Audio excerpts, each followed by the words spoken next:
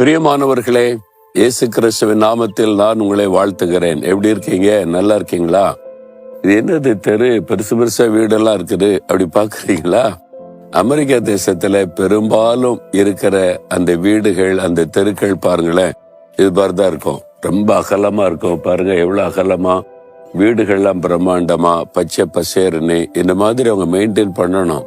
இல்லாட்டினா அந்த அரசாங்கம் கவனிக்கும். இந்த புல்லெல்லாம் இவங்க வந்து கரெக்டா மெயின்டைன் பண்ணிட்டா ஃபைன் பண்ணிடுவாங்க. அவங்க தான் அதை பராமரிக்கணும், சுத்தமா வச்சிருக்கணும். எவ்வளவு நீட்டா அழகா இருக்கு பார்த்தீங்களா இந்த தெரு. இது வந்து டெக்சஸ் மாநிலத்துல டாலஸ் என்ற பட்டணத்துல ஒரு தெருவில் நின்று கொண்டு பேசுகிறேன். நான் தெருவில் நிக்கிறேன் பாக்கீங்களா. இங்கதான் ஒரு வீட்டுல நாங்க தங்கி இருக்கிறோம். ஒரு குடும்பத்தார் எங்களை தங்க வச்சிருக்கிறாங்க. சரி, இந்த நாள்ல ஆண்டவர் எனக்கு என்ன வசனம் சொல்றாரு? 118 சங்கீதம் 24 வசனம். இது கர்த்தர் உண்டு பண்ணின நாள், இதிலே களி கூர்ந்து மகிழ கடவோம். களி கூர்ந்து மகிழணுமா ஆண்டவர் சொல்றார். ஏன் இது கர்த்தர் உண்டு பண்ணின நாள்? இல்லைங்க, இது வந்து என்ன கிழமை? இது ஒவ்வொரு கிழமையில ஒவ்வொரு காரியம் சொல்றாங்களே. இந்த கிழமை சரியில்லை, அந்த கிழமை சரியில்லை, இந்த கிழக்கு சூலம் இது சரியில்லாத நாள் அப்படிலாம் சொல்றாங்களேன்னா, எல்லா நாளும் கர்த்தர் உண்டு பண்ணின நாள். திங்கக்கிழமையா இருக்கலாம், செவ்வாய்க்கிழமையா இருக்கலாம், புதன்கிழமை, வியாழன், வெள்ளி, எந்த நாளுனாலும் கர்த்தர் நமக்காக உண்டு பண்ணின நாள். அதனால களி கூர்ந்து மகிழன். ஆண்டவரே, இந்த நாள் எனக்காக நீர் உண்டு பண்ணின நாள். அப்படின்னா என்ன அர்த்தம்? இந்த நாள்ல உங்களுடைய காரியத்துல இயேசு அற்புதம் செய்து ஆசீர்வதிக்க போகிறார். ஏதோ ஒரு காரியத்தை குறித்து கலங்குறீங்களா? இந்த நாள் நல்லா இல்லையே, இந்த நேரம் சரியில்லையே, இந்த திசை சரியில்லையே அப்படிலாம் நினைக்கிறீங்களா? அதெல்லாம் ஒன்னும் பார்க்காதுங்க. ஆண்டவர் நம்ம கூட இருந்தா எல்லா நாளும் நல்ல நாள், எல்லா நேரமும் நல்ல நேரம்.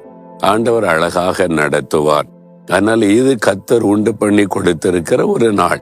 இந்த நாள்ல நீங்க மகிழ்ந்து இருக்கணுமா? கர்த்தருக்குள்ள நீங்க மகிழ்ந்த, ஆண்டவரே இது நீர் எனக்கு உண்டு பண்ணி கொடுத்த நாள், அதற்காக துதிக்கிறேன்.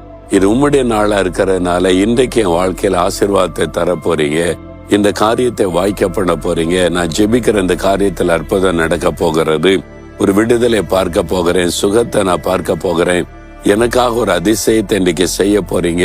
நான் விசுவாசிக்கிறேன்னு துதிச்சு பாருங்க. இன்றைக்கு நீங்கள் விரும்பின காரியத்தில் அற்புதம் நடக்கும். நீங்க மகிழ்ந்து இருந்தாதான் அற்புதம் செய்வார். இல்லை இன்னைக்கு நாள் சரியில்லை, இந்த திசை சரியில்லைன்றாங்க, ராகு காலம் எமக்கண்டோன்றாங்க, எப்படி இன்றைக்கு காரியெல்லாம் நடக்குமா அப்படி கலங்குனீங்கன்னா ஆண்டவர் அற்புதம் செய்ய முடியாது. எந்த நாளா இருக்கட்டும், கர்த்தர் என் கூட இருக்கிறாரு.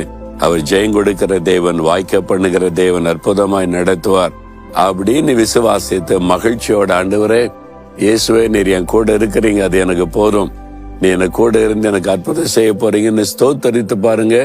நீங்க ஜெபிக்கிற காரியத்துல இன்றைக்கு ஒரு அற்புதம் நடக்கும். இது உங்களை தேவன் மகிழ்விக்கிற ஒரு நாள். நீங்க மகிழ்ந்து களி கூறணும், ஆண்டவருக்குள்ள சந்தோஷமா இருக்கணும். அப்பதான் நீங்க அற்புதத்தை பார்க்க முடியும். சந்தோஷமா இருக்கீங்களா?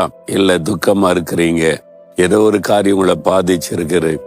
ஆண்டவர் சொல்ல, நான் தான் உன் கூட இருக்கிறேன்னு, மகனே மகளே உன் கூட இருக்கிறல்ல, நீ சந்தோஷப்பட்டு மகிழ்ந்து களி கூற, நான் பாத்துக்கிறேன் அப்படின்னு சொல்றார்.